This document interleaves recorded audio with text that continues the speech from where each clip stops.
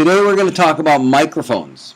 As we know, microphones are acoustic to electrical transducers. They transform acoustic energy into electrical energy through different means, and different microphones have different ways of doing it. And we're going to discuss different types of microphones and how they work, and then we'll get into the uses of microphones and what might be best for what.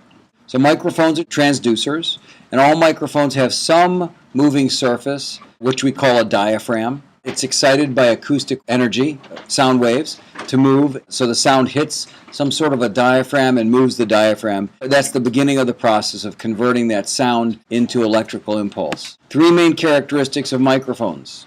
Microphones have a frequency response, a directional response, which we call a pickup pattern, or a polar pattern it's called, actually, and sensitivity.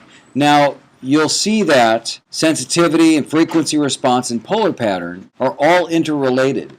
For example, let me do a little explaining. So when you talk about the frequency response of a microphone and its sensitivity, those are interrelated. As we discussed before, low frequencies have a lot of energy and high frequencies have less energy. So if you've got a microphone that's very sensitive, that means it's very sensitive to low levels of energy. That means that the frequency response would be higher than a microphone that doesn't. Okay, so all of these parameters are interrelated in a way. And it all basically boils down to what we understand about how sound works. So let's talk about the two different classes of microphones.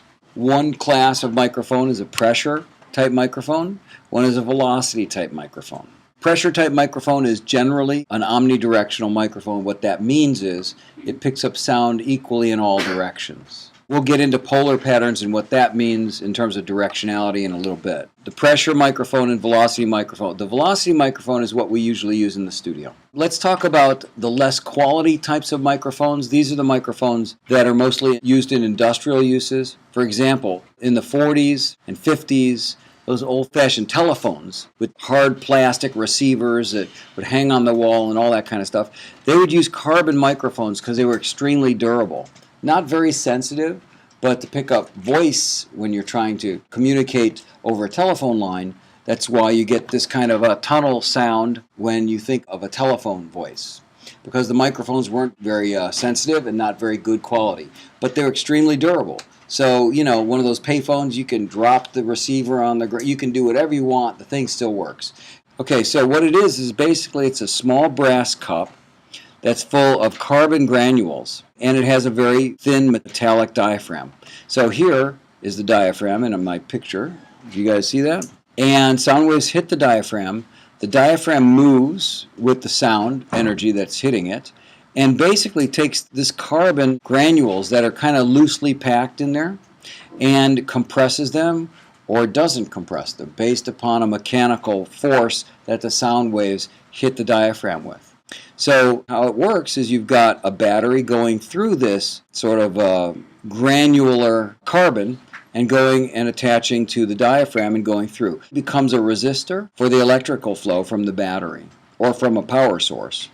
And so what happens is when the granules get more compressed, it becomes less resistive to the current. So when the diaphragm pulls away from the carbon granules, they become less compressed and it becomes a greater resistance. So therefore you can take and have the voltage fluctuate based upon the resistance, and the current fluctuates.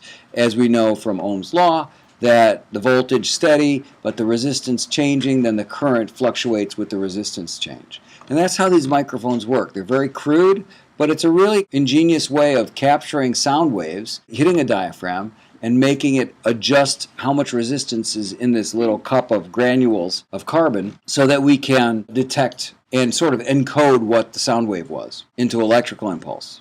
So they're noisy, they get distorted, and they're bad frequency response, but they're extremely durable on the good part of what they do. They don't break very often. Crystal microphones. The basic principle of a crystal microphone is sort of similar to the concept that you get from a carbon microphone. And it's bad frequency response, and it basically when sound waves hit the diaphragm, it deforms the crystal slightly and produces some electrical impulse. So not terribly useful in the studio, but really useful for various industrial uses. Now let's talk about what we do in the studio. That's sort of why we're here.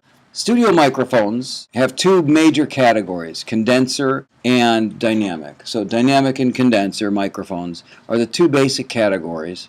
Dynamic, in that category, are two different subgenres. At least this is how I look at it. Some people call a ribbon microphone an entirely different type of microphone, but I believe that they're both dynamic microphones, a moving coil and a dynamic ribbon microphone. The condenser microphone is probably the higher quality microphone, and both of these categories of microphones are used in the studio. The two subgenres of dynamics are used quite often in the studio. So let's look at a dynamic microphone, okay, and how it works. So Michael Faraday, 1791 to 1867, during his day, the concept was that electricity, which was very new to the scientists at that time, and magnetism, which people understood a little bit about magnetism because they used compasses to navigate with. The concept was that electricity and magnetism were entirely separate forces and that they didn't relate to each other at all.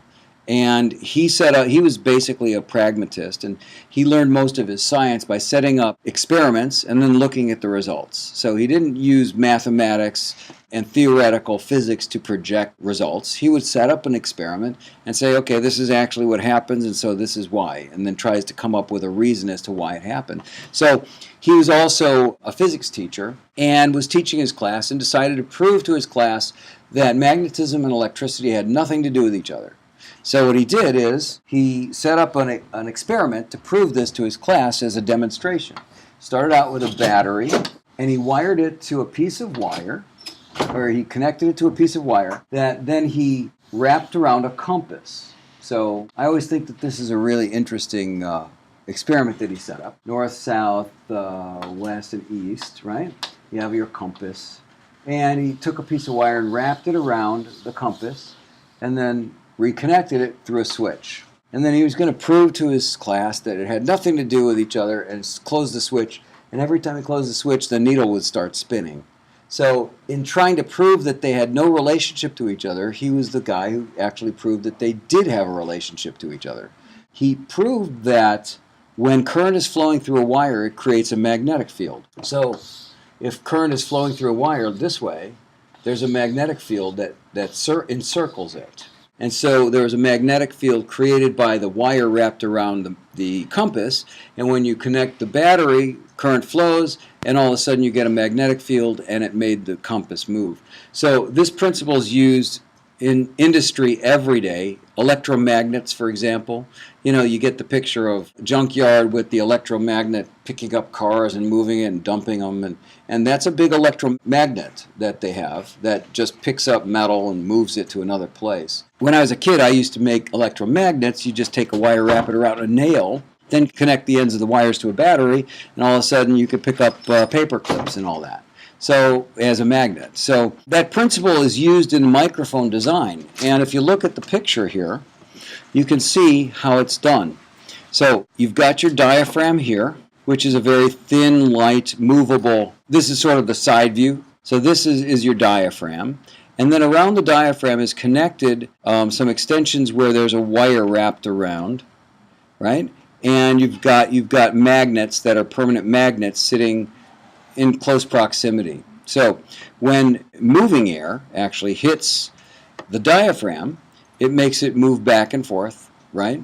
And as it does that, the wires move through the magnetic field, and in doing so, it creates some electrical current.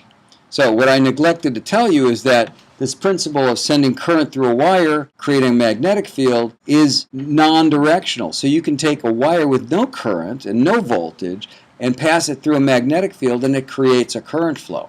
And that's exactly how this works. A speaker, on the other hand, is the exact opposite. You put electricity into the speaker, it goes through the coil, and because there's fixed magnets, it makes the diaphragm move back and forth based upon the fluctuation in magnetic fields. So a speaker and a dynamic microphone are very similar in many ways. They're sort of the opposite of the same principles. And of course, one diaphragm's relatively small in a microphone, one diaphragm's relatively large in a speaker. One of the more famous microphones that you can find that's a moving coil dynamic microphone is an SM57, a Shure Brothers SM57 or an SM58.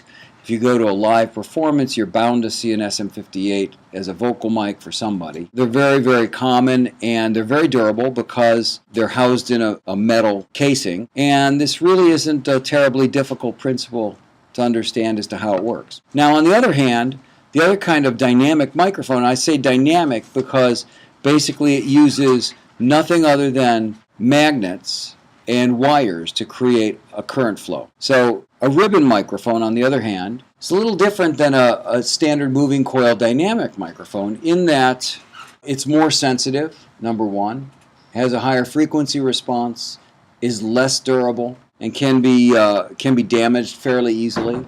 You see that this sort of perforated, or I guess wrinkled kind of looking piece of metal is actually the diaphragm. And what it is, a permanent magnet, and then there's a diaphragm, and the diaphragm actually is a piece of metal.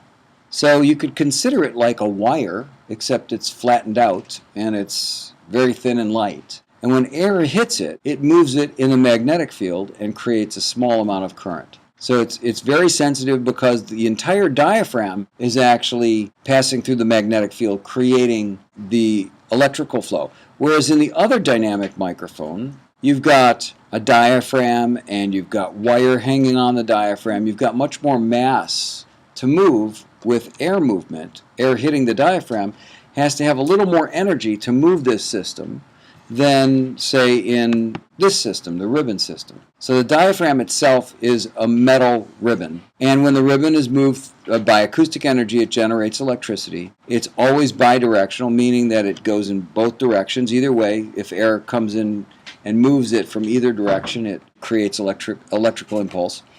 And it's fragile, low output, and they sound really good because they are sensitive. And as I mentioned before, the parameters of sensitivity and frequency response are interrelated because low frequencies have more energy, high frequencies have less energy.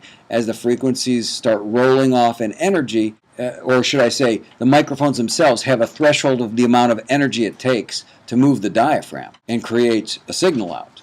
So a moving coil dynamic has a higher threshold, so it needs more energy, which necessarily means it can't have as good a frequency response as a ribbon microphone. And of course, we discussed before, all goes back to the basics of spectrums, is that when you can hear higher frequencies, things sound more lifelike because you can hear the spectrum better, which makes it sound more like what it's supposed to sound like.